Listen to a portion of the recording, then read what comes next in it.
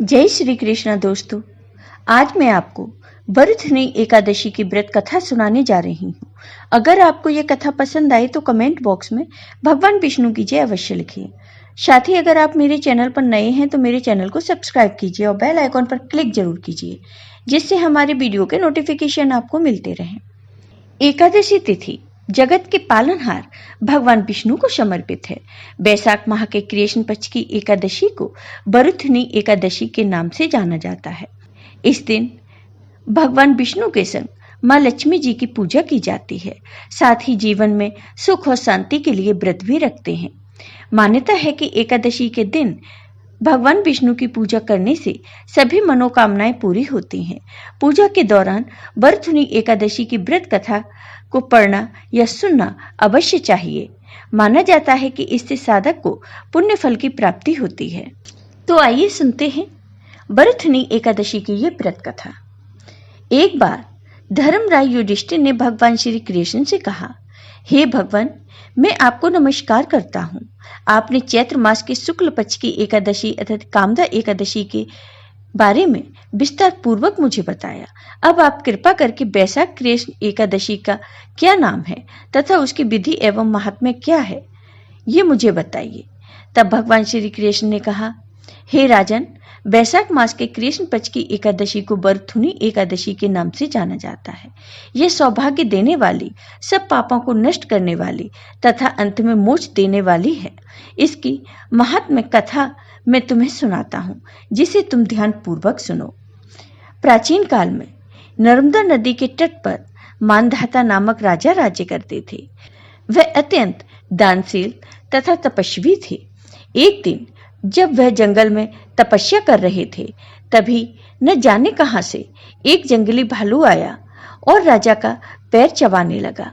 राजा पूर्ववत अपनी तपस्या में लीन रहे। कुछ देर बाद पैर चबाते चबाते भालू राजा को घसीटकर पास के जंगल में ले गया। राजा बहुत घबराए, मगर तापस धर्म अनुकूल उसने क्रोध और हिंसा न करके भगवान विष्णु से प्रार्थना की। करुण भाव से भगवान विष्णु को पुकारा। उसकी पुकार सुनकर भगवान विष्णु प्रकट हुए और उन्होंने चक्र से भालू को मार डाला। राजा का पैर भालू पहले ही खा चुका था। इससे राजा बहुत ही दुखी हुए। उन्हें दुखी देखकर भगवान विष्णु बोले, हे वत्स, शोक मत करो। तुम मथुरा जाओ और वरुथनी एकादशी का व्रत रखकर मेरी वराह अवतार मूर्ति का पूजन करो। उसके प्रभाव से पुनः सुदृढ़ अंगों वाले हो जाओगे। इस भालू ने तुम्हें जो काटा है, यह तुम्हारे पूर्व जन्म का अपराध था। भगवान विष्णु की आज्ञा मानकर राजा मानधाता ने मथुरा जाकर श्रद्धा पूर्वक वरुथनी एकादशी का व्रत किया। इसके प्रभाव से राजा शीघ्र ही पुनः सुंदर और संपूर्ण अंगों वाले हो गए। इसी एकादशी के प्रभाव से राजा मानधाता स्वर्ग गए थे। जो भी व्यक्ति भय से पीड़ित है, उसे वरुथनी एकादशी का व्रत रखकर भगवान विष्णु का स्मरण करना चाहिए। इस व्रत को करने से समस्त पापों का नाश होकर मोक्ष मिलता है। इस एकादशी के प्रभाव से राजा मानधाता को स्वर्ग मिला था। मान्यता है कि जो मनुष्य विधिवत इस एकादशी व्रत को करते हैं, उनको स्वर्ग लोक की प्राप्ति होती है। इसका फल गंगा स्नान के फल से भी अधिक है। इस व्रत के महात्म्य को पढ़ने से 1000 गोदान का फल मिलता है।